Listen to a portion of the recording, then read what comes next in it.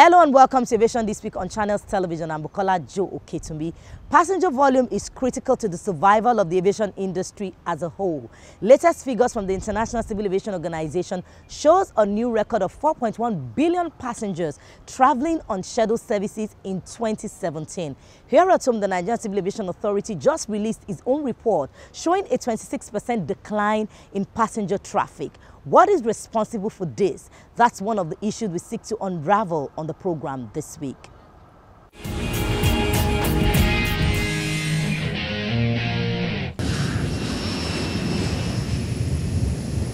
A common saying goes that aviation is regarded as the safest, fastest, and most convenient means of transportation. It's also indispensable to the socio-economic development of any nation, while playing an important role in driving today's global economy. Here at the Murtala Mohammed International Airport, passengers maintain a queue as they do their check-in for an international flight. This airport is just one of the 5 spread across the country. No fewer than 11.22 million air travelers went through Nigerian airports in 2017, according to figures by the Consumer Protection Directorate of the Nigerian Civil Aviation Authority. Analysis showed that this is a 26% decrease compared to the 15.23 million passengers recorded between January and December 2016. According to the report, 30 airlines on the international route operated a total of 13,503 flights and carried 3.57 million passengers during the period under review. The 8 domestic airlines operated 48,319 flights and airlifted 7.64 million passengers across the country.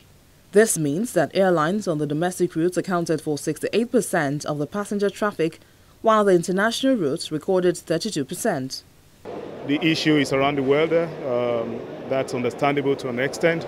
But the real problem is the alternatives to get to destination are not available here. If it were in another climb, perhaps I would have joined a train or traveled by road. But now the rate of security incidents along the road, armed robbers, Fulani herdsmen attacks, and some other issues on the road, I'm skeptical about exploring any alternatives. Fueling up a 737 with almost how many tons, and we only have 37 passengers. And if you increase prices of fares, another problem entirely. So we need government to assist us to make sure whether levies are removed, duties are removed, slot allocation. 4 of us cannot go to Abuja at the same time. Can we just come together? Can First Nation accept the ticket of Medville? Can Medville accept the ticket of Dana?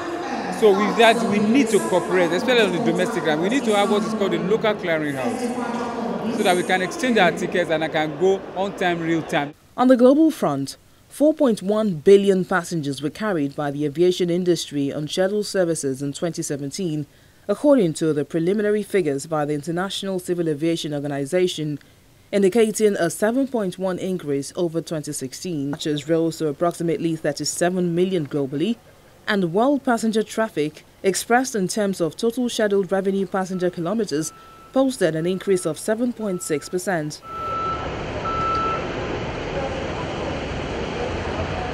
This growth is a slight improvement from the 7.4% achieved in 2016. For ICAO, the sustainability of the tremendous growth in international civil air traffic is demonstrated by the continuous improvement to its safety, security, efficiency, and environmental footprint.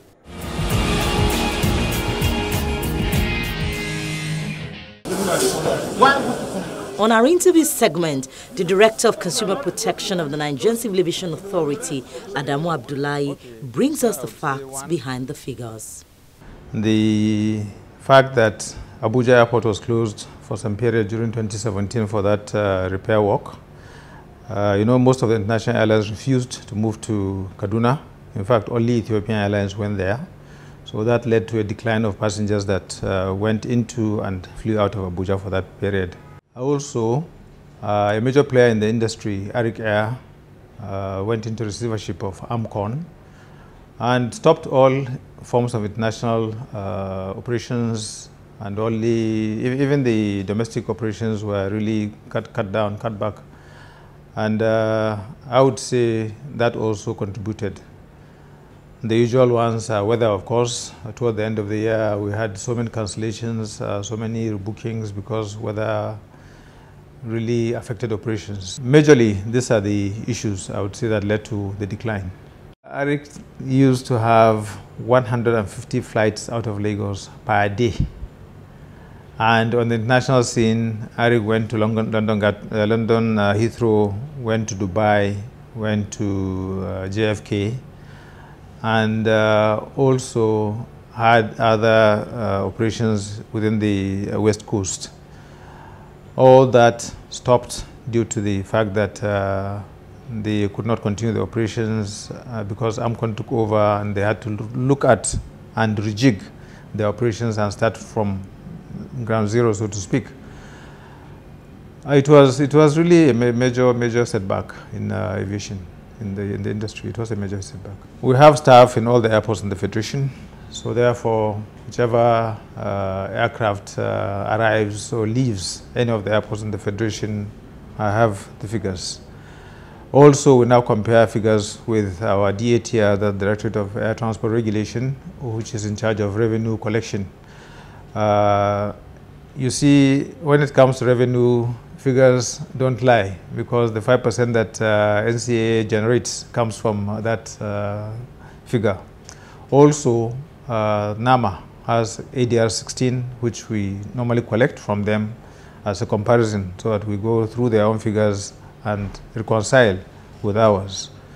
I would say this year, FAN just released their own figures sometime toward the end of last week, and they coincide with our own. I believe